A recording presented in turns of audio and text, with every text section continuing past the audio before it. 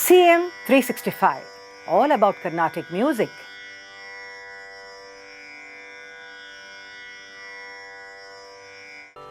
Among all the compositional forms, we see that it is the Varnam which has a very important role to play in terms of helping us understanding the raga, its lakshana, the contour, the movements of the notes, then the journey of the notes and so many other intricate details. Of course, we do have a number of kritis which also gives us detailed depictions of ragas. But the point is there in the kriti and other forms of compositions, the sahitya is in the forefront and the melody, actually the swara, is not uttered. So thus we get to hear the melody through the medium of the sahitya. Whereas in the varna we see that the swaras are rendered explicit as passages throughout the composition. Of course, there are a few syllables or smaller lyrics which are there as part of the composition itself. But even we see here how the lyrics also are such that it bends beautifully to give us the flow of the ragam, to help us understand the ragam. So the lyrics here, the purpose is only to bring out the melody or the raga bhava. That is the prime purpose, unlike a kriti where the sahitya may have so much to convey. And also the swaras here, when we teach the children or even when we are singing, it is important for us to understand that the swaras are not just about what they are appearing visually. There's much more to it in terms of when we try to read it and try to interpret it, we get to know so many inner details of the raga. Today we'll take up the example of a popular Varnam, the Navaraga Malika Varnam of Sri Patnam Subramania Iyer. This is a very beautiful one where there are 9 ragas incorporated, starting with Kedaram, Shankarabharanam, Kalyani, Begada, Kambodhi, Yadukula Kambodhi, Bilahari, Mohanam and Sriram. Now, Kedaram and after that Shankarabharanam and then Kalyani. This sequence, when you look at it, of course, Patnam Subramania was a master in composing Varnam, so he definitely had a logic or reasoning behind putting these 3 ragas one after the other, in the sense that Kedaram is Janya of Shankarabharanam. But see how the similar phrases are also used aptly to bring out the gamakas in their appropriate way, so that you get to know distinctly that this is Kedaram and this is Shankarabharanam.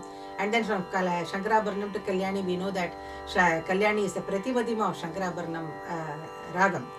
But how the differences have been brought out beautifully is a matter of interesting study.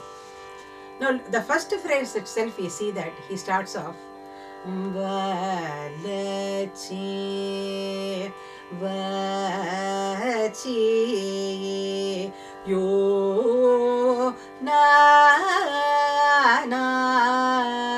Pai, where the first opening is Panisa.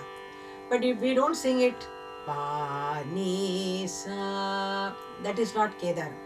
So the idea of the Panisa is here the glide from the Adhara Shadja to the Pa to give that feel of Kedaram, like Sabanisa Balachi.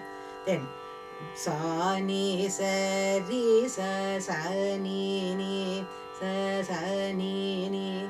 To again, the Janta Swara has got a purpose here to show us the Anuswaram which is happening on the second Sa and the second Ni. That is very important here. Then, clear indication of the Sa Ma Ga Ma Pa Ni Pa Pa Yo Na Ma Ma Ga Ri. So, quite a few jantas you are able to see. And all these jantas have a purpose, because in janta, what is the anuswaram coming in the second swaram is very important in terms of giving us the color of that particular ragam. So it is not just about two swaras coming one after the other, but that is how the anuswaram is important here, and what is the anuswaram sound that is coming through the hitting of the second note is very important here. And throughout the composition, another important thing is that we see that in two avartas only for each ragam he has taken. And in within that two avartas, how he is able to bring out the complete gamut of the ragam. So within little, how much he is able to say so much is what makes the Varnam also very interesting. Now, going to the next line. Panisa, that also Panisa it starts. So again implying that Pa has to start from the Adara Shadja. Panisa Magama, again Panisa Maga. The Ma's origin is from the Shadja. You can see Panisa Ma, it's traveling Sama.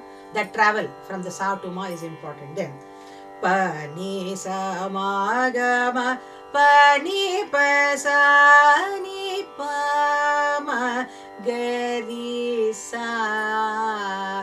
It's not ga ri sa, which brings out that flavor of Kedar. Sa ni pa ma ga ni pa, sa ni pa, that ni. Sa ni pa, sa ni pa. The ni is origin from the sa. Sa ni pa ma ga. Another ni coming in without the sa. Then what happens? Then ni pa, we don't do that. Ni pa ma ga, ni pa ma ga. So the origin points of these two knees, how they are different when in the support of sa, how the knee sounds. Without the sa, when it starts off with the knee itself, how it sounds. So this is one thing I wanted to share. Coming to the next ragam, Shankarabharanam, immediately, here he starts off in a very unique way, where sa pa che lu dai na sa pa pa ma ga ri ga ma pa ga ma pa da da pa ma pa, where the Daivata is very important here. In Kedaram we don't have the Daivata, whereas here the Dha is very important. So it gives a lot of phrases in the first itself to highlight this Daivata. Sa pa pa ma ga ri, that pa ma ga ri, again here the same pa ma ga ri is rendered differently when it is put into the mold of the Shankarabharanam. Ga ma pa, then ga ma pa da da pa ma pa da ni sa, then sa ni sa ga ri sa ni sa ri ga ma ga ri sa ni pa ni sa ri sa ma pa da pa ma ga ri sa ni. Of course, this is rendered as a sahitya and sounds like this. Che lu bu dai na Shri Venkatesha. Now, immediately after this, he takes up Kalyani.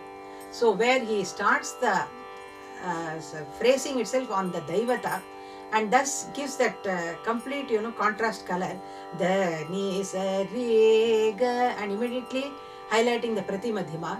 The ni sa ri ga ma da pa ma ga ri ni re ni the ni, where you saw that the Shadja Varjya phrases also add beauty here.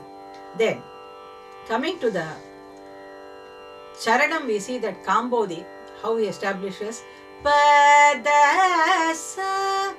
In fact, that Padasa, after that nothing is required actually to even establish Kambodhi.